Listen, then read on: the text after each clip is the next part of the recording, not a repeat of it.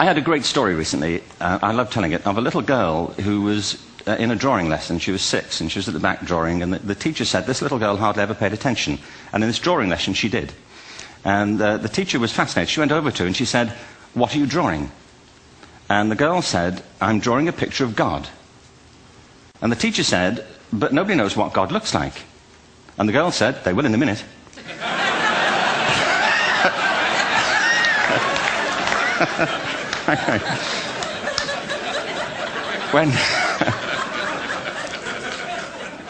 When my son was 4 in England, actually he was 4 everywhere, to be honest. I mean, if we're being strict about it, wherever he went, he was 4 that year. But he was in the Nativity play. Do you remember the story?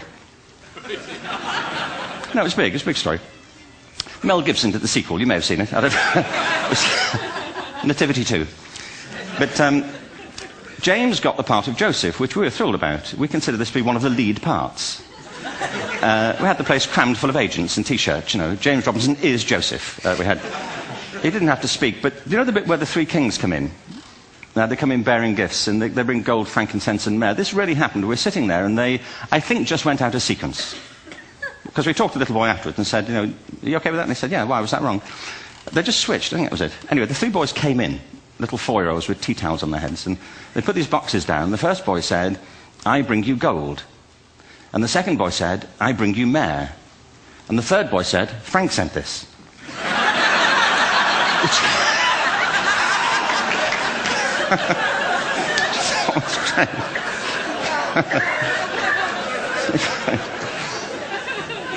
What these things have in common, you see, is that kids will take a chance.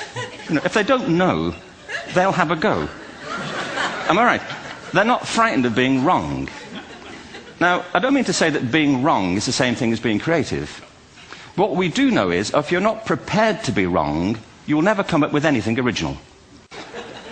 Our education system is predicated on the idea of academic ability. And there's a reason. The whole system was invented around the world. There were no public systems of education really before the 19th century. They all came into being to meet the needs of industrialism.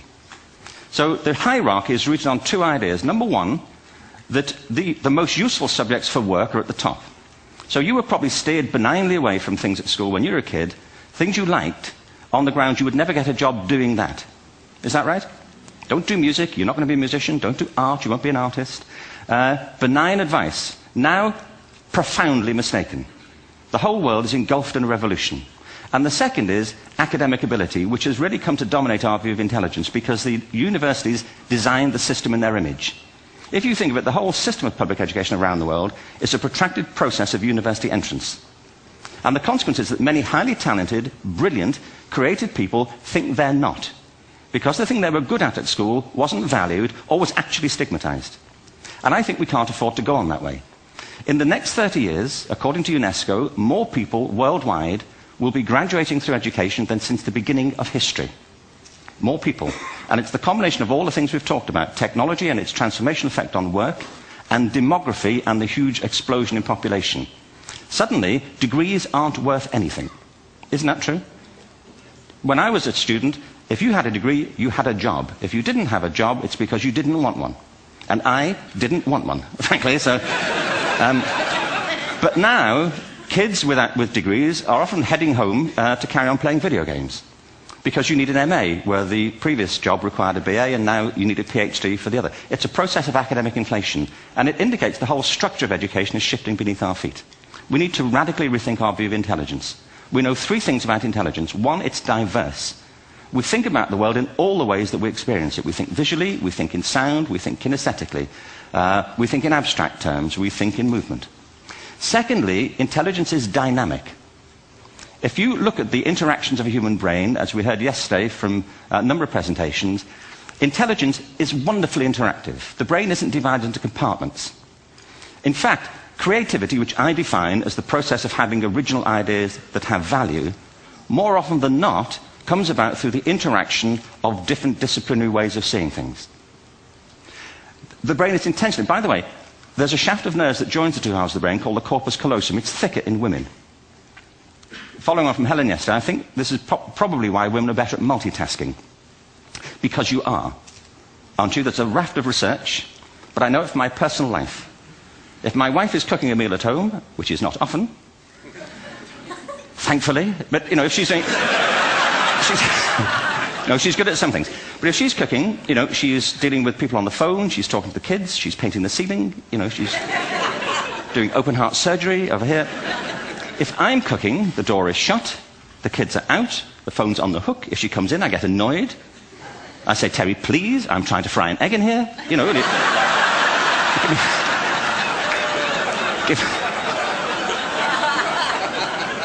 give me a break. Actually, there was, do you know that old philosophical thing? If a tree falls in a forest and nobody hears it, did it happen?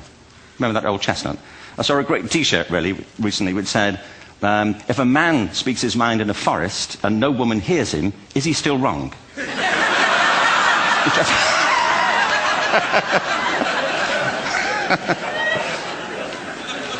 And the third thing about intelligence is it's distinct. I'm doing a new book at the moment called Epiphany, which is based on a series of interviews with people about how they discovered their talent. I'm fascinated about how people got to be there. It's really prompted by a conversation I had with a wonderful woman who most people have never heard of. She's called Gillian Lynn. Have you heard of her? Some have. She's a choreographer and everybody knows her work. She did Cats and Phantom of the Opera. She's wonderful. I used to be on the board of the Royal Ballet in England, as you can see. And anyway, Gillian and I had lunch one day. I said, how'd you get to be a dancer? And she said it was interesting. When she was at school, she was really hopeless. And the school in the 30s wrote to her parents and said, we think Gillian has a learning disorder. She couldn't concentrate, she was fidgeting. I think now they'd say she had ADHD. Wouldn't you?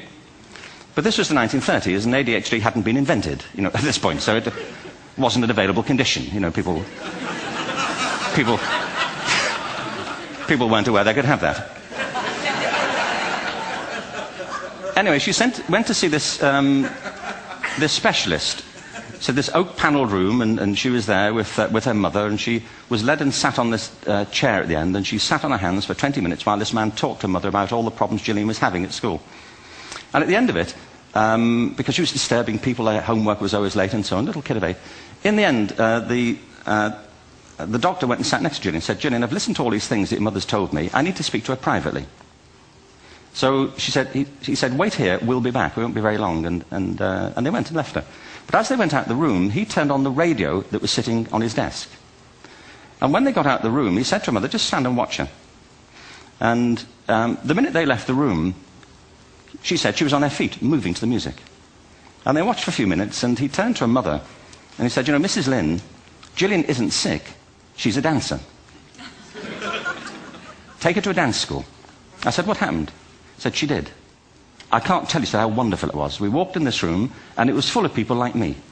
People who couldn't sit still. People who had to move to think. Who had to move to think. They did ballet, they did tap, they did jazz, they did modern, they did contemporary. She was eventually auditioned for the Royal Ballet School. She became a soloist. She had a wonderful career at the Royal Ballet. She eventually graduated from the Royal Ballet School, found her own company, the Gillian Dance Company, met Andrew Lloyd Webber. She's been responsible for some of the most successful musical theatre productions in history. She's given pleasure to millions, and she's a multi-millionaire. Somebody else might have put her on medication and told her to calm down.